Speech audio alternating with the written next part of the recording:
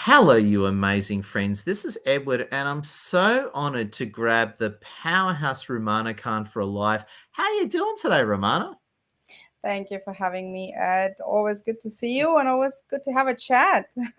I know. And thank you for inviting me to your live webinar the other week. I'm a complete noob when it comes to commercial property, but you had some absolute heavyweights on there. That was awesome. Well, I'm really glad you could make it. And you know what? I know you're not from the industry, but for me, it's all about education. Like, I really like people, like the average people that have nothing to do with property and real estate, to know what's going on and make the right decision. So for me, it was more like I'm gonna bug it. I'm gonna give him a hard time and have him on the show and get all bored.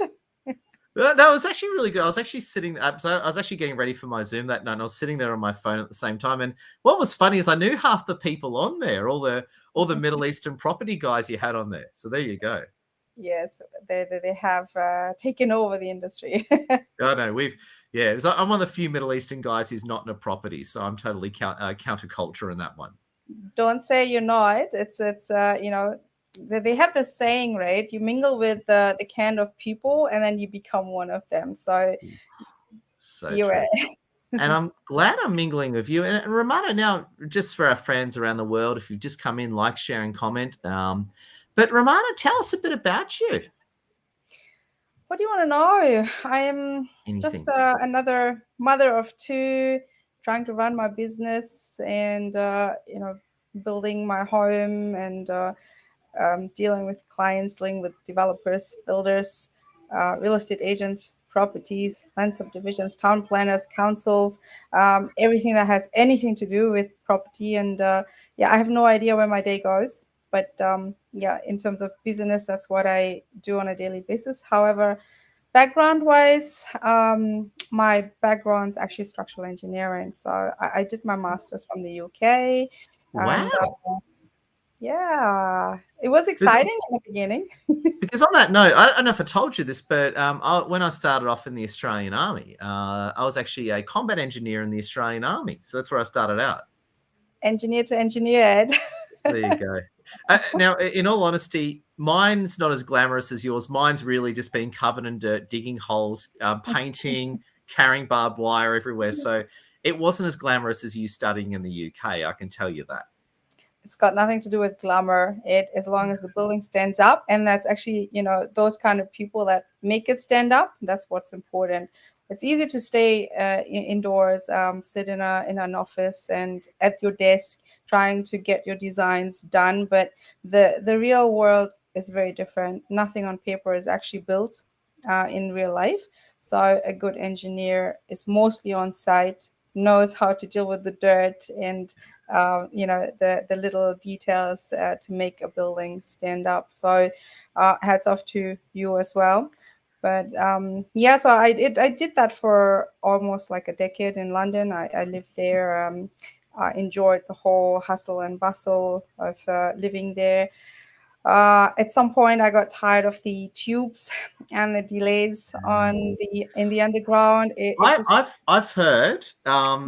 I only took them once because a few years ago, but I heard apparently the London tube system is an absolute chaos. Is that a fair way to describe it? Would you call it chaos? to be honest, the system itself is fabulous. I mean, the whole network, the branches, the amount of lines they have in London is probably one of the best. Oh, The problem is the crowd. There's just too ah, many people, right? yeah. So when you have a certain capacity to something, but then you're overloading it, Yeah. it's not the actual product. It's more the fact that it's not designed for so many people. And London has grown tremendously over the last 20 odd years. So when I first went to London, it was beautiful. It was like, nice and clean. But at some point, I'm like, no, this is getting too crowded. This is getting too dirty. I really hated the fact that you just had to wait on the platform for half an hour before even getting onto a train. And yeah, with delays, being underground in the heat, you can't even get out. Yeah, not for people like me.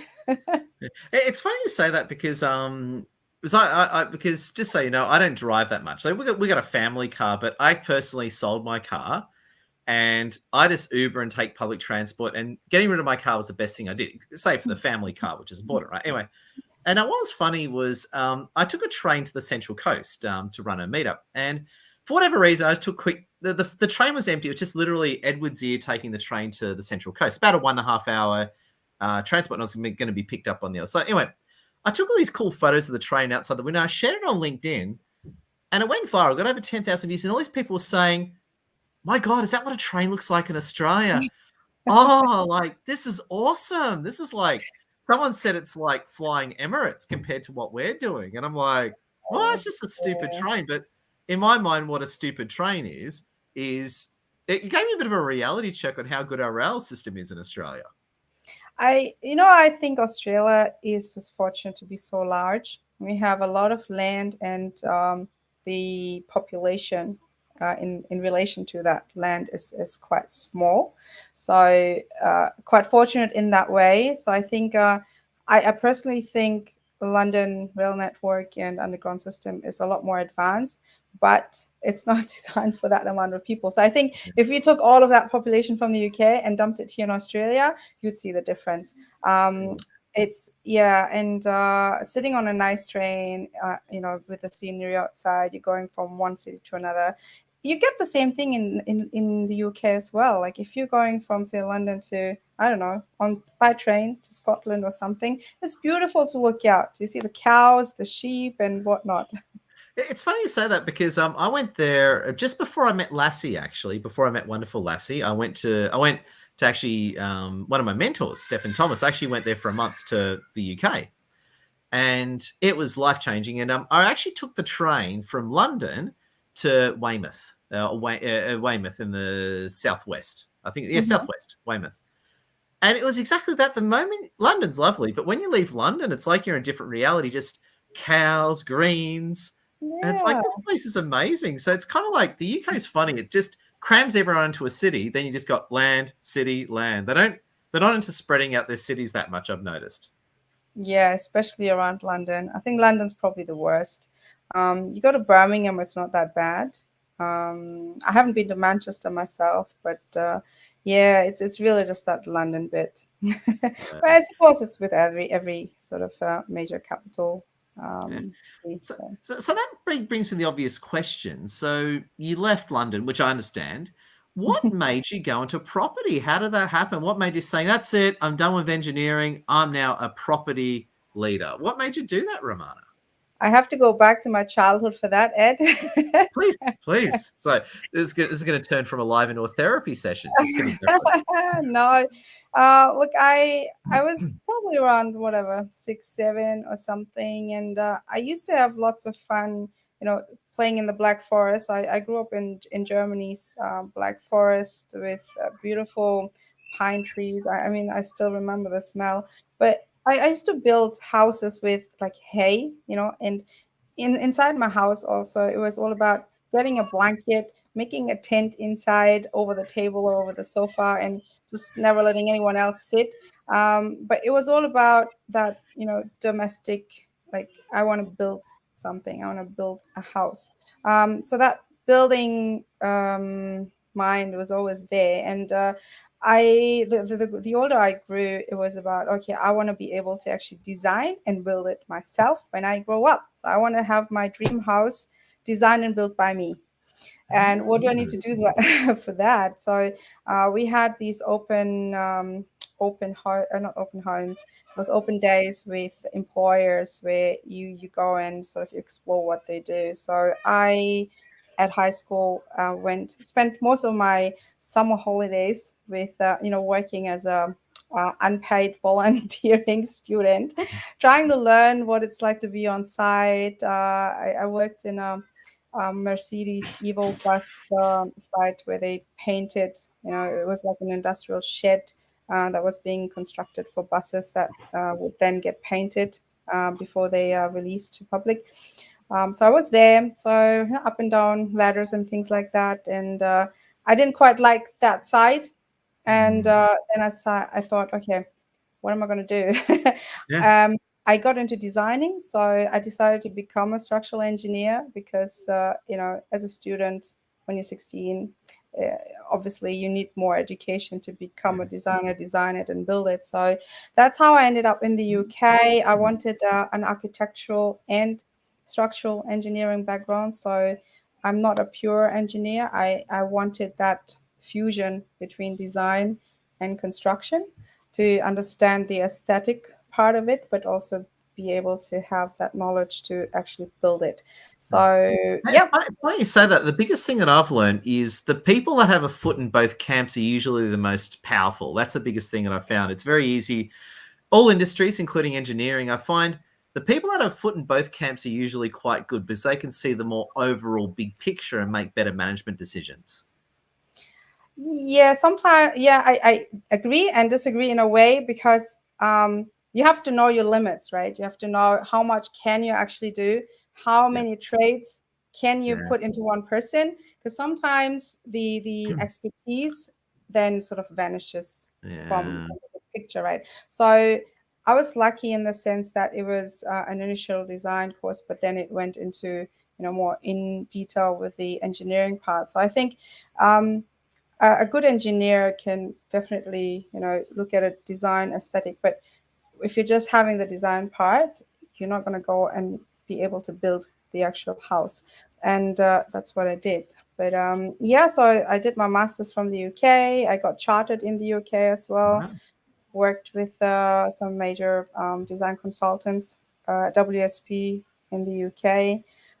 My expertise was actually high rise, so I did a lot of towers designs, like residential towers, mixed use towers. Wow. Um, I live in Sydney. Sydney, you'll like this. Basically, in Sydney, it's a running joke that any Sydney sider knows is that whenever there's an empty block, instantly block of apartments. So if there's an empty bit of land, like let's say it's an old house from the 40s, they bulldoze. Um, it's just like when does the high rise go up? It's literally like that. yeah, yeah, No, no, I'm like sure you know, but Sydney's a weird place in that Sydney doesn't actually have a lot of land mass because it's actually squeezed by a lot of national parks. So they tend to basically, if there's a bit of land that comes available in a city, boom, up goes the tower. it's a smaller version of New York, isn't it, Ed? That's funny, actually. I've actually made this comparison a lot. So we got clients all over the world. Over half of our clients are from outside of Australia, and we love them. And interestingly, a lot of people ask me what Sydney is like, and this is why I try and answer it to people. It's like a cross between Miami and New York with tons of Australians and British and Americans running around. And to me, that's the best way of describing it. People get that, actually. We've got the speed of New York. It's funny, actually. I went to, again, a few years ago, pre-virus, I went to New York for a meetup conference. They flew me out there. And you want to know something funny, Romana? This surprised me, by the way.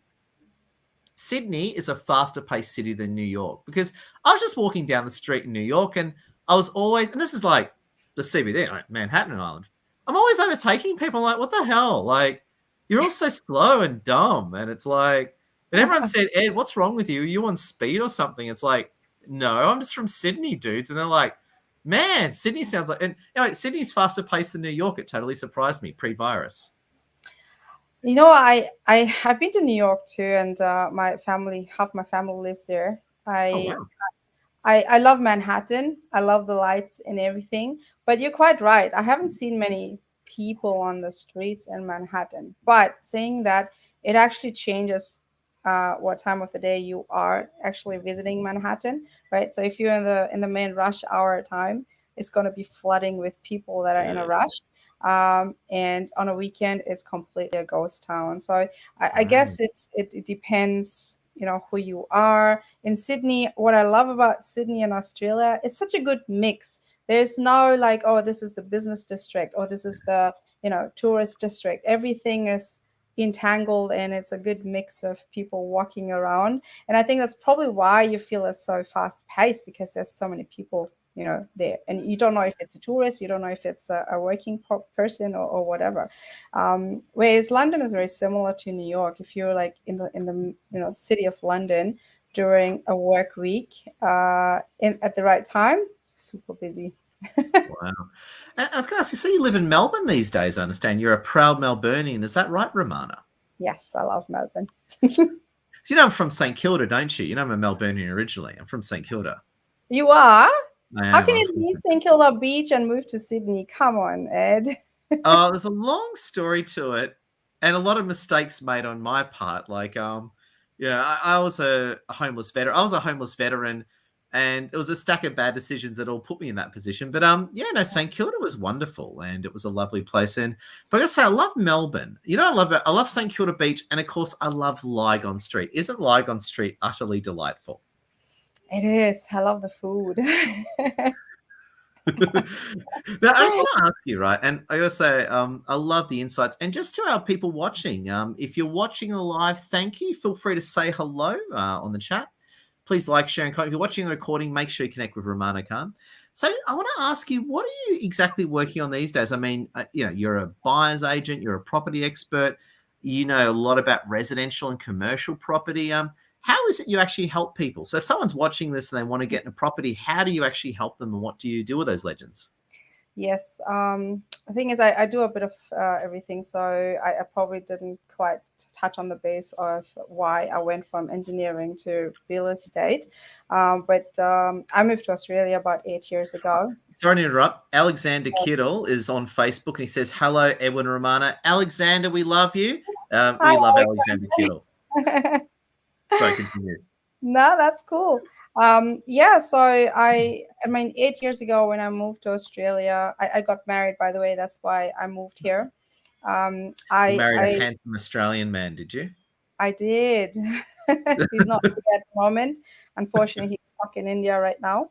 Oh, But yeah, so I actually we sold a few of our own properties, and I, following that whole dream of designing, building my home, I started doing that in Australia, and I did. So I did design my home, and I had it built in a suburb called Doncaster East in Melbourne. very It nice. was in the middle of the property boom when we still had overseas buyers and investors paying ridiculous amounts of money for property. So we did quite well. Unfortunately, I didn't get to live in that house because we sold it as soon as it settled. So, yes, but we made money from that. And I mean, along the process, I realized how difficult it actually was as a non real estate professional to get into the property game in terms of how to buy in the right in the right suburbs at the right time and at the right budget without overpaying. And I struggled myself initially because Australia is very different to how the market works in Europe and in the UK. It's Even as you know, I mean, you know what property mean. Even state by state in Australia, it's every even council change the councils and it's different. It's just so correct. such a. I mean, we've got the place we're in now. We're moving onto another place and keeping this as an investment. And buying this property almost killed me. So I can only relate to that, Romana. Yes, yes, I know because I bought my first property when I lived in London, and I was a student Wow. still 5 years into after post graduation, and the banks in the UK offer 100% mortgage to Oh, students within the first 5 years. Yes, oh, they that's do. awesome. That's I mean, and legendary. they used to. I don't know if things have Yeah. changed. Oh, Um, I bet you that gravy train's pulled into the station. I bet you that's not going on still. I'll be very surprised if that's still happening. That's awesome.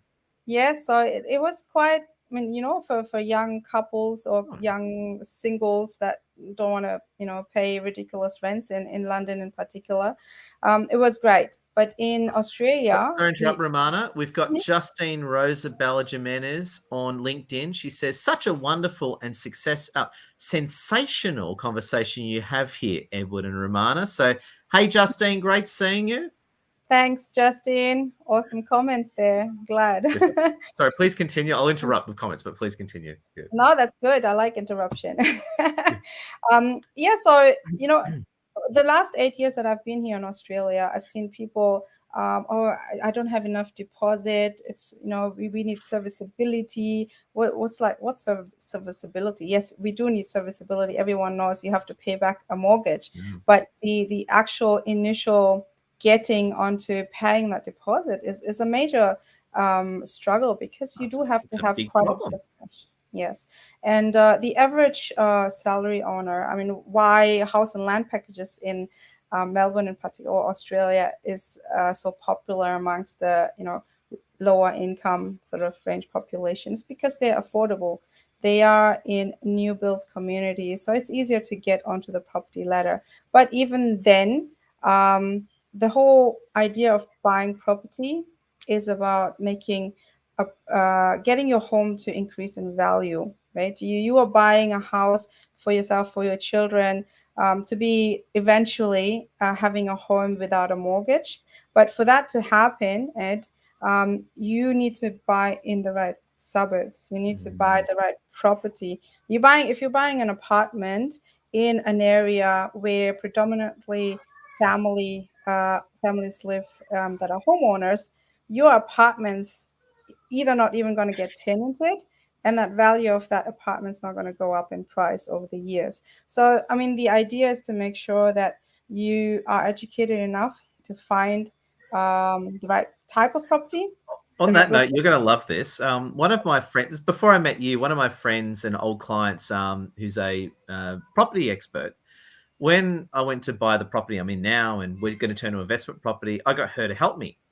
And we actually live right near one of Australia's top hospitals called Westmead Hospital. And she just said to me, hospital properties are the best, right? Are the absolute best. And it made sense to me. And this is pre-pandemic. And now you throw the pandemic in, is like, you buy near a hospital, it's great. It's awesome. I yes, love, I've fallen in love. I don't know anything about property, but for some reason, I love the idea of properties near hospitals. Like, to me, that's a growth industry. That hospitals are not a business model that's going online anytime soon.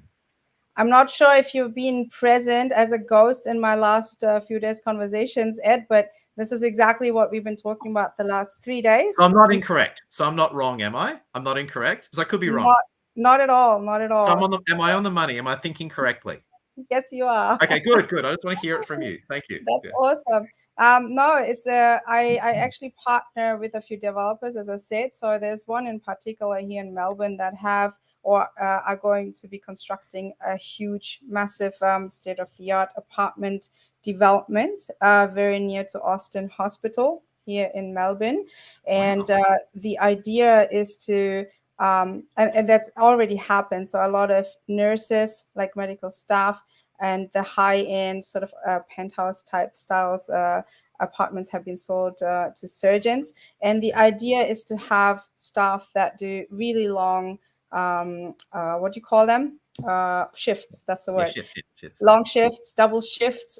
They get tired. And Yeah, when you're tired, you really want to either be very close to home, or you want to go home and have your lunch, not just have a pre-packed yeah. a microwave whatever food. So the Mm. idea is for like nurses, medical staff to have a pad, a home nearby to go to. So this development is within, I think, 5-10 minutes or so from the hospital.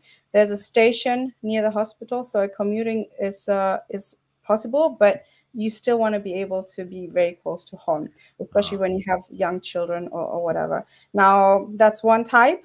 And the other type is obviously the more high-end luxury penthouses, where the higher earning bracket type people can buy their penthouses to just sleep over. Like a yeah. surgeon, if he's got operations to undertake and he's been tired, I mean, like, damn, yeah, I want to go home and just rest up and then be able to be back. And or you're on call, you really need to be nearby a hospital. So that development at the moment, we're thinking of how to market that properly.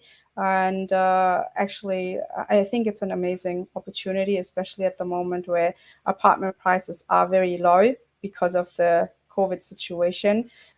Developers had overseas buyers not being able to proceed because of the whole pandemic. Yeah. So they're sitting on a lot of apartment stock, which, if you're buying at the right time before December, when hopefully when the borders reopen, you probably are able to make a really good purchase with apartments at the moment. So yeah, I think it's a very good opportunity for some to enter the market. Oh, awesome. I love what you're saying. So just so I get it, Romana, so if someone's interested in investing in property, they can just reach out to you and talk to you, and you'll just help get them on the right process and get them well, I suppose, strategically, and also help them get the best deal possible. Is that a fair way of summarizing it? Kind of everyone's situation is very different. And we have first time buyers, we have owner occupiers that want to upgrade, downgrade, we have pensioners that want to sell their homes and move into a smaller apartment or so. Then we have larger developers, so it really depends who is approaching us. So we do a bit of everything. But the way people can reach us, we are on Facebook. We have a Facebook group as well, which is called the Real Estate Factory. Yeah, I'm in um, there. I'm in there. Yes, you are. I'm in there. We try to run these webinars once a month with industry experts that cover different topics that we think are, hot topics at the moment. So we recently had the one that you attended, Ed. But other than that, our business itself is called PrimePod. And I'm the director and licensee of that business. But we do have a whole team of sales arms. We have town plans we work with. We have developers, builders, landscapers. I don't know what else you need. In that whole overall end-to-end service. But initially, what it is, I consult a free discovery call. Like, it's a free consultation with anyone that needs a buyer's advocate to help them buy whatever they're trying to buy, and it's free of charge. So it's all about me trying to find out what exactly is the current situation and what is their goal. So it's not just about buying a property. That's boring. Anyone can do that, I think. Yeah. It's more about what you're trying to achieve. You want just a home to move into so you don't have to pay rent, or do you want investment type properties that'll give you the equity as well as the passive income?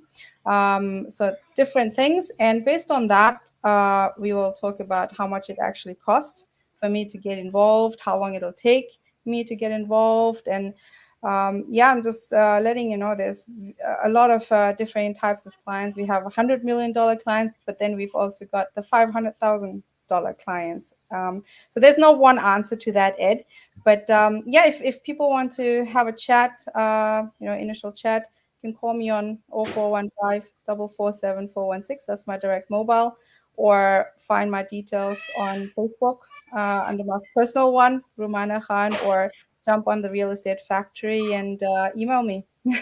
Oh. Now, Romana, it's a pleasure. So good having you with us. And again, if you're watching the recording of this, please connect with Romana on the platforms. If you want an intro to Romana, please feel free to ask me. And also, too, if you are live, thank you. Please like, share, and comment. So, Romana, I just want to give you the closing thought before we wrap up. What's a closing thought or an idea or something you want to leave with our wonderful fans across the world? My one and only advice is, don't just follow what your neighbor is doing or what your friend is doing. They might be trustworthy people in your life, but as I said, everyone's situation is different. You need to really evaluate what you're trying to get out of life, and based on that, seek the experts that can actually help you successfully achieve that goal. So being in a position to choose the right people in your life is very important. And that's all I can say. So do your homework. That's what I tell my children, but that's what I tell my clients as well. Yeah. Because every time I've got a client come to me, they think they know everything, but they really haven't got a clue. That's a spirit. I love it. I like to be humble. There's nothing wrong with saying you have no idea and saying, hi, expert Romana, save me. Nothing wrong with that. Now, I'm still learning it. There's a lot of things I'm still learning. I actually learned something very, very important just 2 days ago. So thanks to my peers out there. Yeah. Now, Romana, thank you so much. Everyone, just want to wish you the best. And Romana, I know you're a busy lady, and thank you for joining us today. Awesome to be here, Ed. Thank you so much. And Hey, bye, everyone.